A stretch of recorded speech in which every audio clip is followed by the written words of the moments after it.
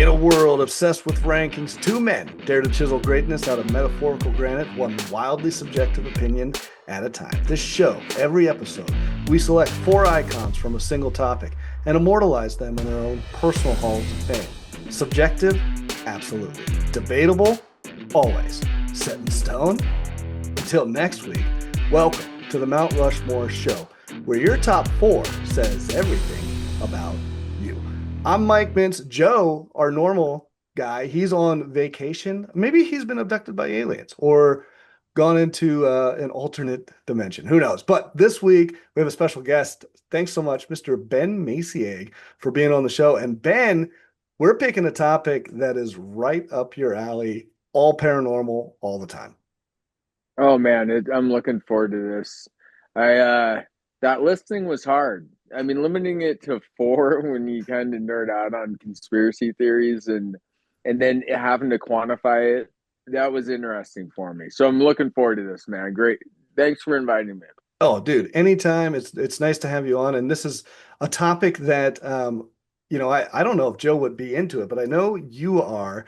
And I guess we'll just spoil it right off the bat. We're doing our top four, or maybe we should call it our craziest close encounters. Now, Ben, any criteria that you wanted to share before we get into our picks for this particular show? Okay, I'm not the expert on this, but I took it as personal accounts or like I almost took it as like what's the most quantifiable? What, whether it's firsthand accounts, mass audiences, mass witness events. Yeah, almost like the numbers, right?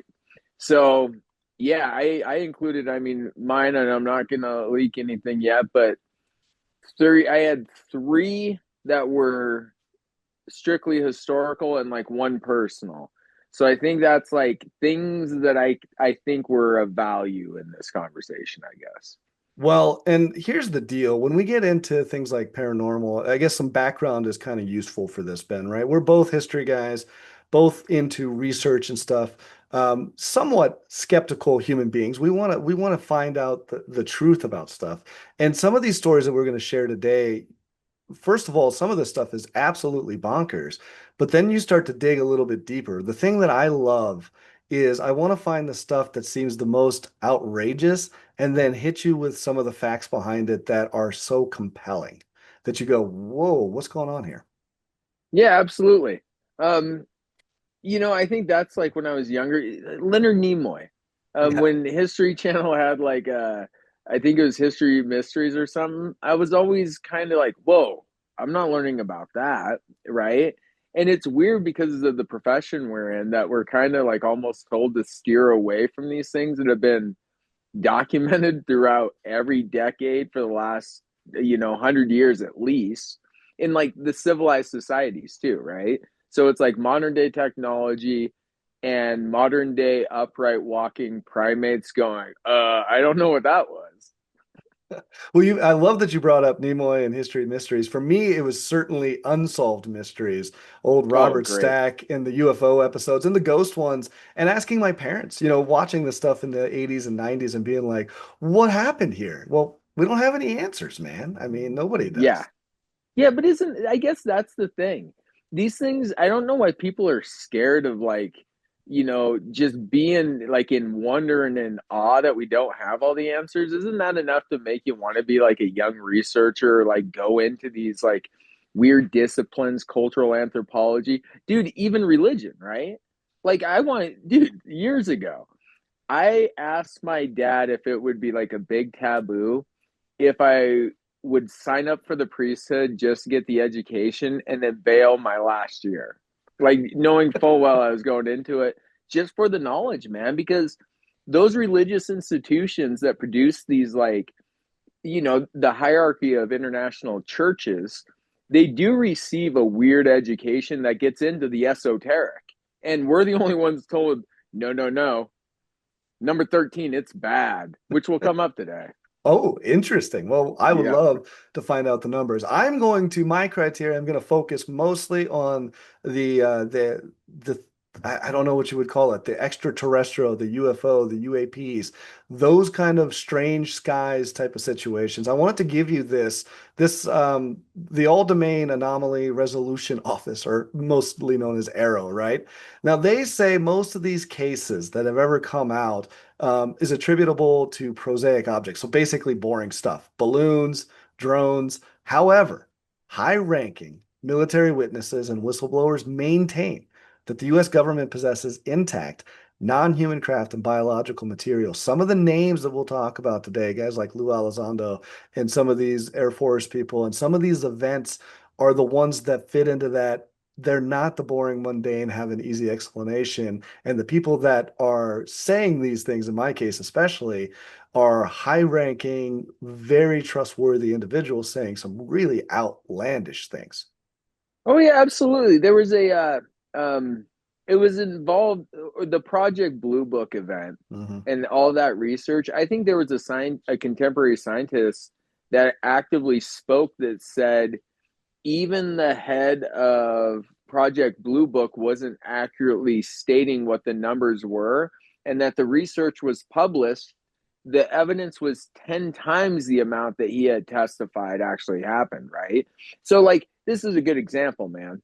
If, let's say, there's 10 million recorded sightings a year, and I know it's not that much, but I mean, the whole 1% of 10 million, that's still worthy of investigation, right? Today I was watching something on the Boogosphere that they showed the videos, and I don't know, man. It makes me go, what's to be gained for a bunch of Colombian farmers going, hey, check this out?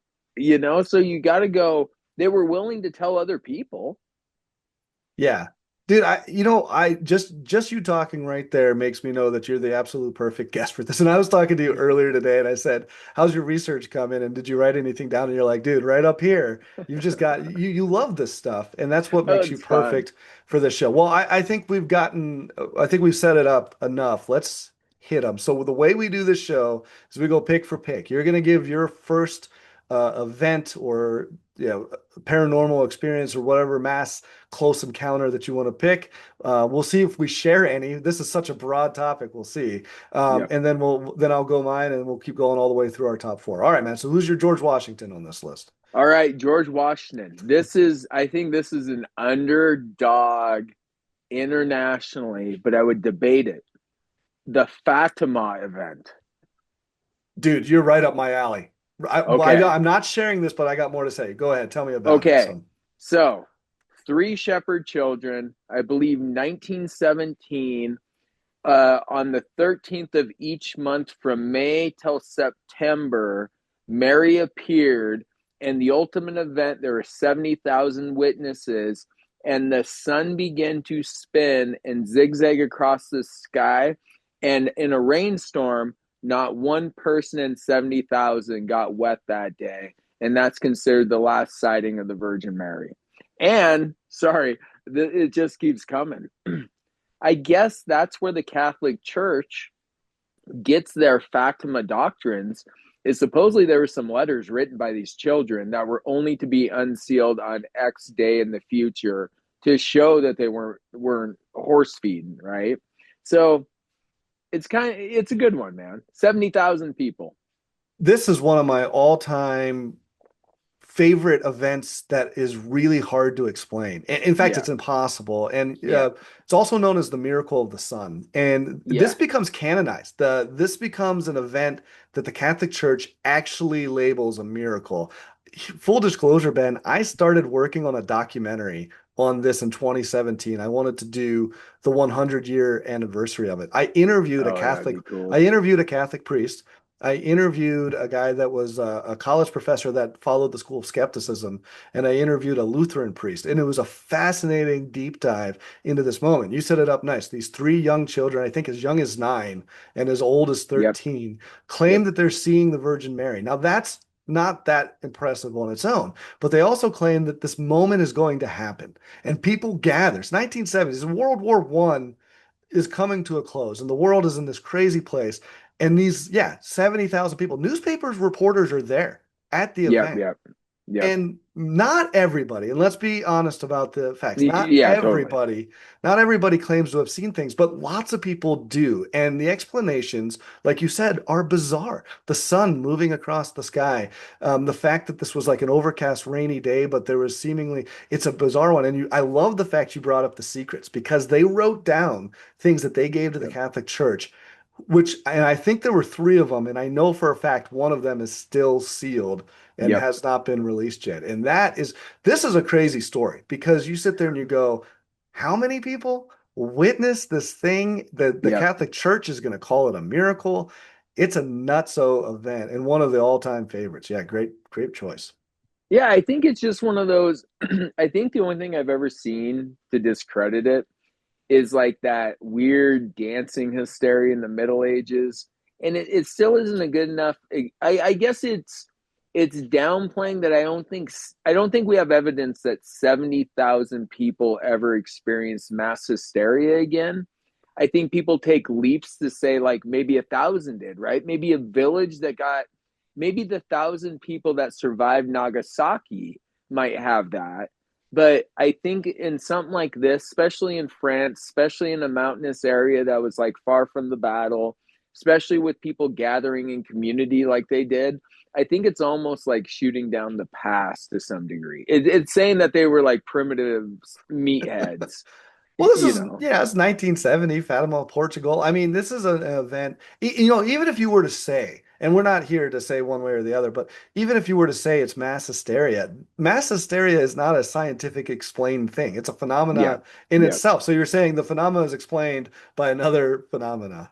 It's a great pick. I'm going to go my first pick here, my top left, if you will, 1976, Tehran incident in Iran. I don't know if you know this story, Ben, but when I dug into my research, this one fascinated me. And I actually dug into this before the latest unpleasantries between our two countries. But in 1976, in Tehran, two Imperial Iranian Air Force F-4 Phantom II jets attempted to intercept a brilliant multicolored object. There's a major and a lieutenant. I'm not going to murder their pronunciations of their names, but they reported that their instrumentation and communication systems failed as they approached the object. The systems, though, are restored once the aircraft, they say, moved away. The one guy, the major, attempted to fire a Sidewinder missile at part of the object, and he said as soon as he went to fire it, his weapons control panel became inoperable. Whoa. Critics have said after this event, they go, oh, they likely misidentified Jupiter, which is a common one that comes up. And that the fact that the electrical malfunctions were just a coincidence. I always love whenever a critic comes out or a skeptic comes out about some of these when they have multiple things and they go, oh, they saw a meteor shower. And that's also part of this. They saw Jupiter and at the same time, just coincidentally, all of their all of their stuff stopped working. So Well, dude, at some point, the public in all these countries should go, I don't want lunatics flying $50 million jets, And it's like, I think it's like the Commander Fravor thing. The fact that he was number 18 or something in the entire Pacific Fleet for the Navy, like it took that guy, dude, to where people could go, oh, I've known him for years. Top Gun cat, I think instructor. I forget his background, but it's like spotless, right? And then people still poo poo it. And you're like, man, it almost, okay, man. At some point, being a skeptic on this stuff is either you have to believe that there's money behind it because all you're doing is being a loud voice and you're not defending a single thing. You're just punching holes in all the things that everybody's already thought of. And if you say it loud enough, everybody rolls over in their belly and go, what's the point? well, and that's the truth, right? Because these are, if we're to believe the information that we have, these are two high-ranking fighter jet pilots, right? Yeah. You would think they'd be able to identify things that were Jupiter versus an aircraft, and that their Yep. instrumentation and all of this stuff. You would think that if you're going to trust anybody, and I know appeal to authority, but that's what we're going to dig into. And so you have already two events that you start to go, it's not that the event happened. Anybody saying they saw a UFO is one thing. Two aircraft pilots who chase something down and then their missiles don't work. That's a surprising incident. We got more coming. All right, Ben, hit me with your number two here. All right, man. Number two, I brought it up, and then I'm like, no, it's going on the list. Phoenix Lights, man, because the governor loses the election, and that's the first press he does after losing. Is I want to apologize to the people of Phoenix for doing that mockery of something I witnessed. Right? The Lights over Phoenix, or the Phoenix Lights, is one of the most fascinating ones because of the sheer, I see where you're going here, Ben, the sheer amount of people that claim to have witnessed this event. And they, one of the most common things that people say that have witnessed it, even when people say, oh, this was going on, or this is the explanation for it, the most common thing you hear from these reporters, these people that witnessed it, is I know what I saw. They're so caught up in the fact that, like, what I saw was unnatural. What I saw was supernatural, extraterrestrial. It was not right. And no explanation is going to be satisfying to them unless you're going to tell them that they saw some sort of experimental aircraft of some sort, whether it's ours, whether it's human, or whether it's ET. It's like, this is such a significant event. And you're right, the story behind was it the mayor of Phoenix or the governor or whatever, where he goes out with he comes out with the press conference with the alien next to him. A guilty party. Don't get him too close to me, please. In the alien costume, the governor's chief of staff. Now, this just goes to show that you guys are entirely too serious. And then later on, you find out that he actually witnessed the event and was kind of remorseful and saying, I was trying to poke fun at something, but honestly, I saw this stuff too. That's a tough one. And how do you do that if you're in the leadership position going, I saw the crazy, like Jimmy Carter, right? Like you see something nuts. And so how do you not say it? Well, did you ever see Kurt Russell being interviewed about his Phoenix Light event? I didn't know. No, I haven't. So this is a fun one, man. He was flying in to Phoenix, then in on his own plane. He has his pilot's license. And I don't remember how many people were in there. I think 3. They all saw what was in the sky the night of the Phoenix Lights from an aerial perspective. Jeez. And he's like, it was a black mass that was about several football fields wide. And one in Phoenix. Yes. So 20,000 people saw this. But anyway, I'm taking my son Oliver. He's going to go see some friends. And so I'm flying from Los Angeles to, I think it was Sky Harbor, and we go into the Sky Harbor, doing the approach. And Oliver finally says to me, Pa, are we okay here? What are those lights? And I for the first time said, yeah.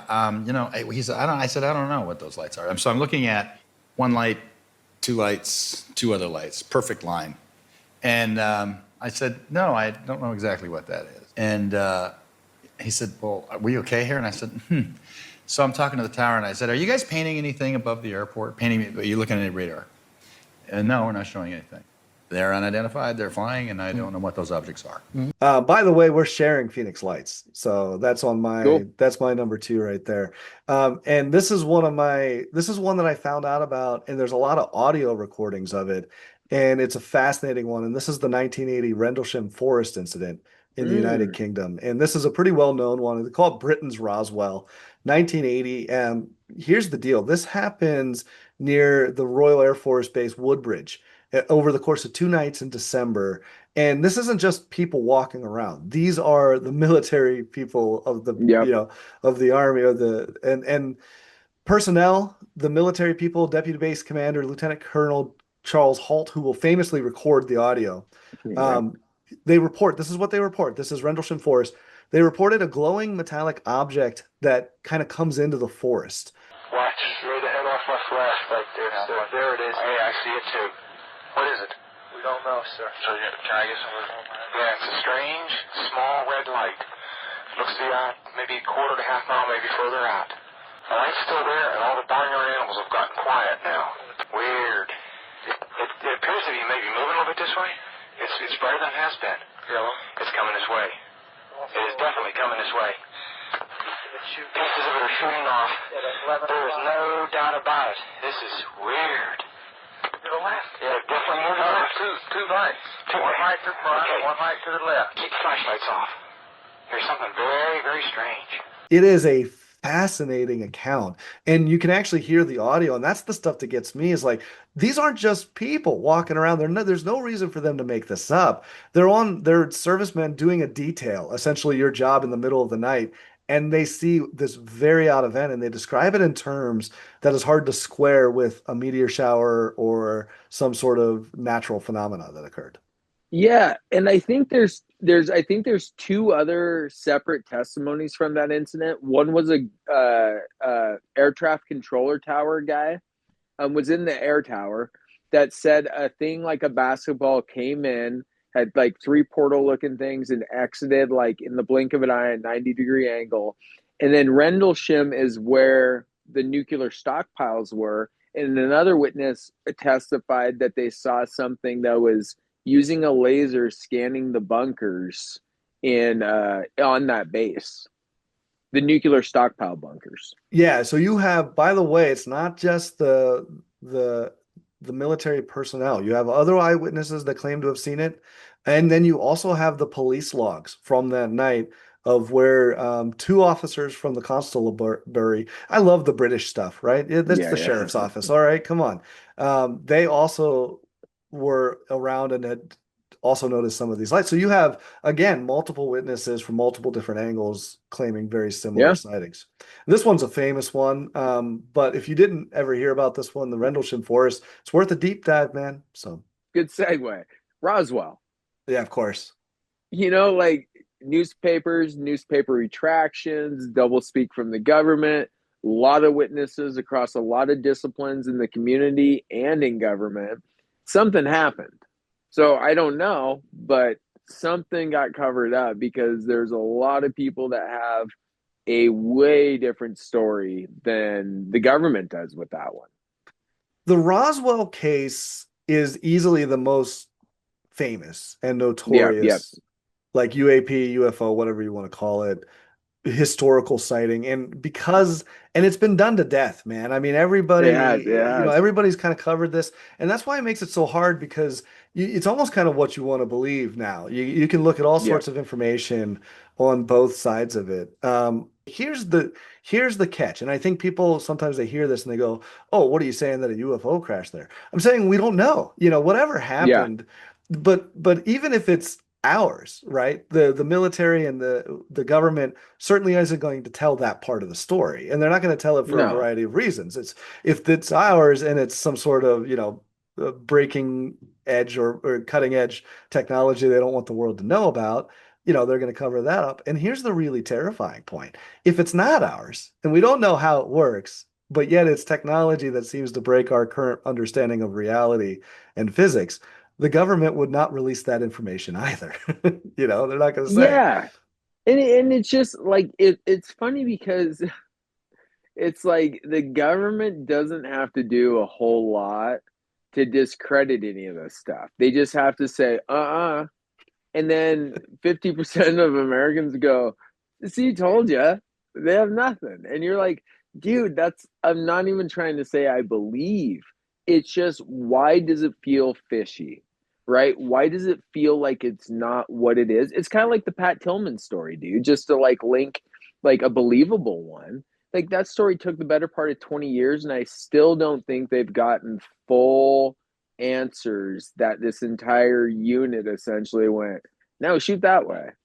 And so at some point, dude, you have to just go, yeah, it's unbelievable. Absolutely. But it's also kind of fun, and it should be like a unifying story. And these things shouldn't be like, not to make it all political, but I mean, it should be something that like the people truly go, well, it's in our best interest that we know this. You're not our babysitters. So it's like, what happened? We just release stuff. And then you always get like with this Epstein stuff, you always get a slow trickle, and then it's like, no more. You Hmm. guys, you guys should be satiated with the info we gave you, and please quit pressing. And then 60 years from now, it's just going to come back up, and a doe-eyed society is going to go, yeah, see, told you. They said no.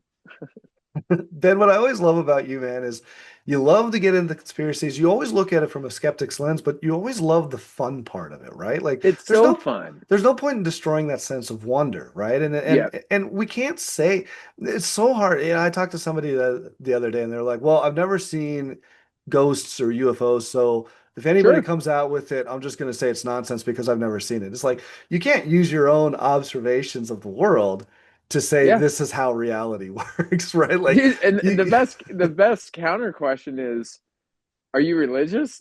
And if they go, yeah, you just go, okay, now let's talk. yeah, well, yeah, if you want to be skeptical, right? How We have skeptical? about as much evidence.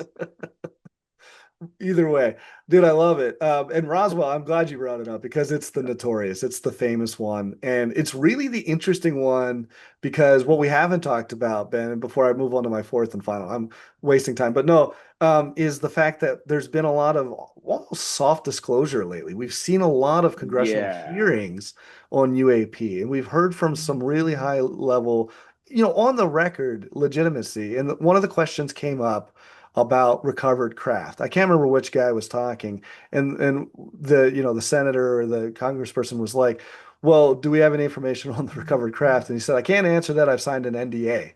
Right? And then the next question was, "Well, if there isn't any recovered craft, why would you have to sign an NDA?"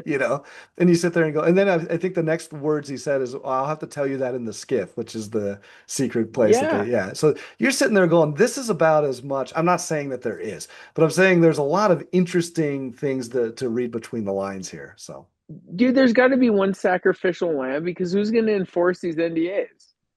right. That's a good point. Yeah. Hey, there's old man Maciag. You know what he's in for?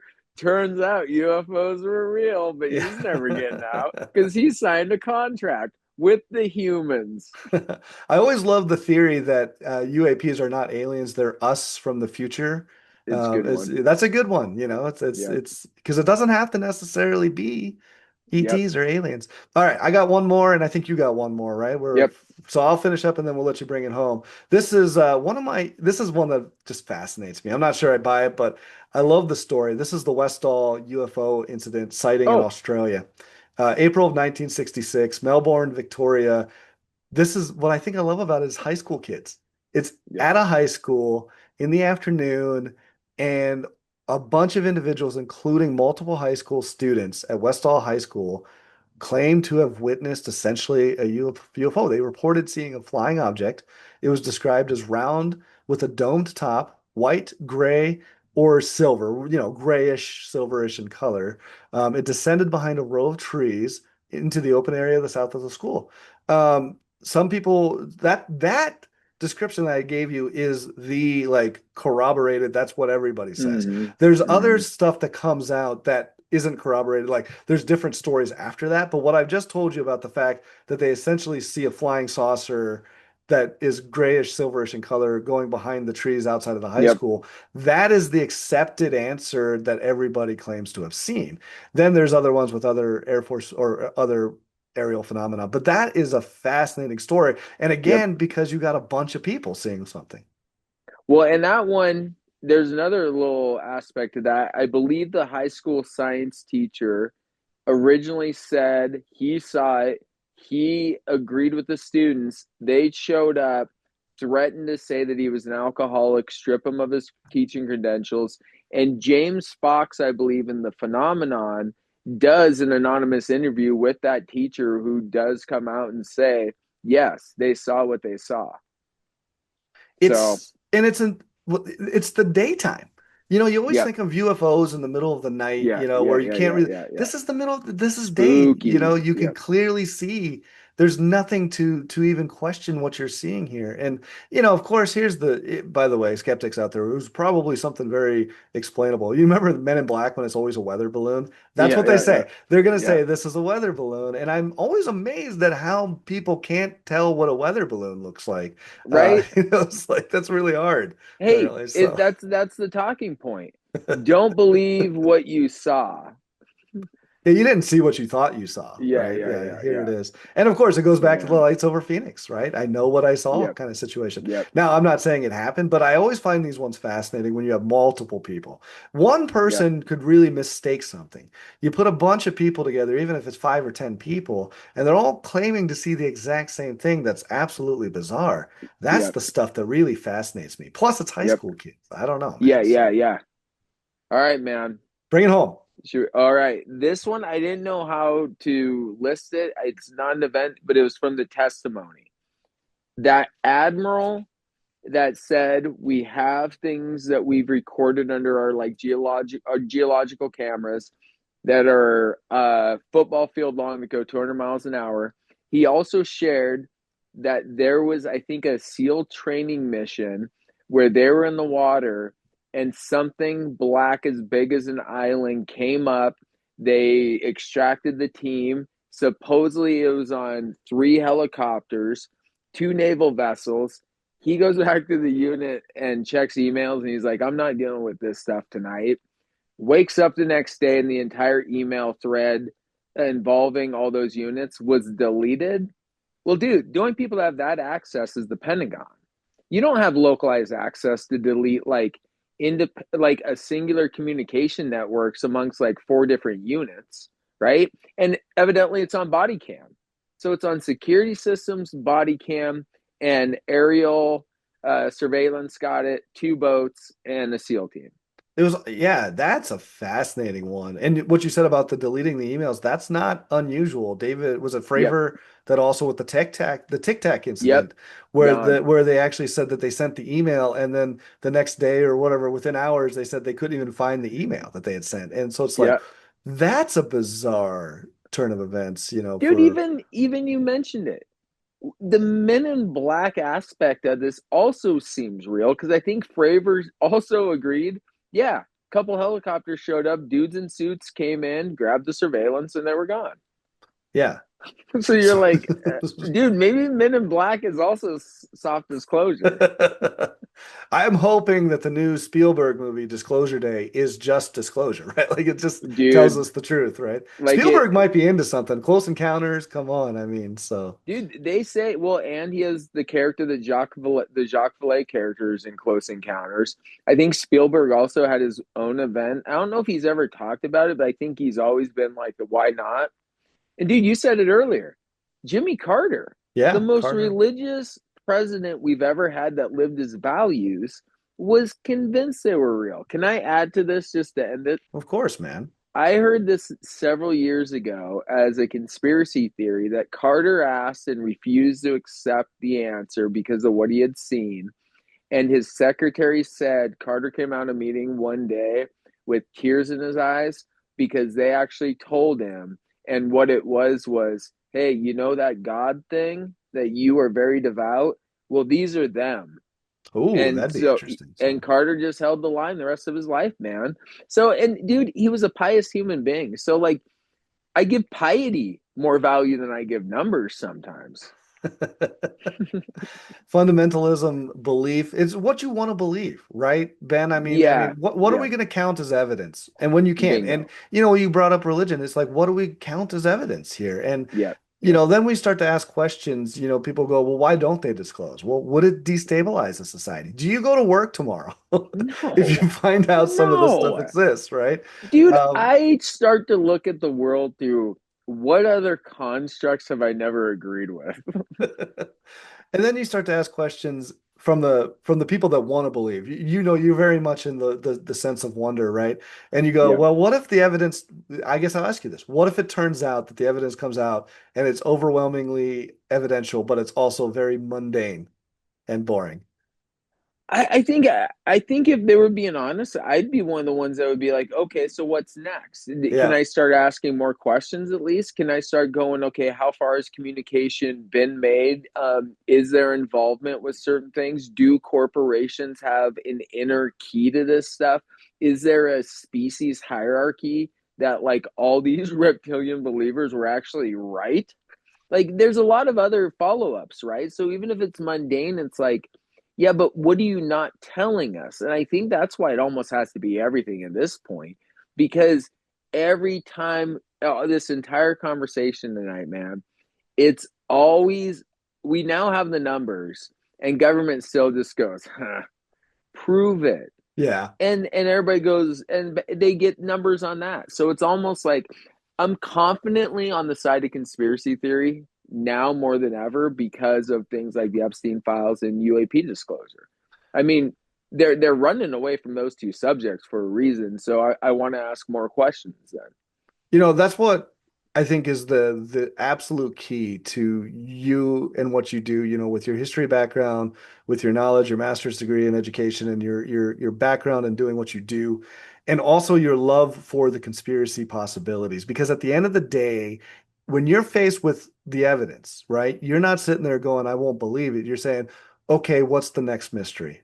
Or how Yep. far down does the rabbit hole go, right? Oh, it's endless. You're not disappointed. You want to go the next layer. And I think that's the difference between, I think that's a healthy view of Yep. doing deep dive into the really eerie, you know, phenomena of the world.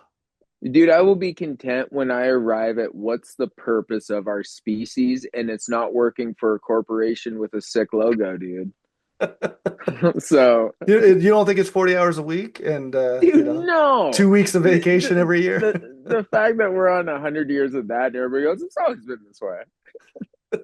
That's how we've always done it. Come on, man. Yeah, that's the way it should Dude, be. when I found out that serfs in the Middle Ages actually had decent benefit packages, I was like, it's not what I learned in high school. I learned it was like the worst. They also only It's work. like, They also only worked 3 days a week. So don't, you know, Totally, dude. shh, quiet. So sounds pretty good. that was pretty good. Well, there it is, man. We've laid it out. Our 4 craziest of our close encounters, fantastic phenomena, unexplainable, whatever you want to call it. The weird, the what the heck is going on in the world. The real question, though, becomes, what do you think is the craziest or the nuts? So we'd like to hear, man. What would you carve onto your mountain? Until the next episode, thanks so much for the special guest, Ben Maciag. I'm Mike Mintz. Thanks a lot, guys. I'm Mike Mintz, and this is the Mount Rushmore Show.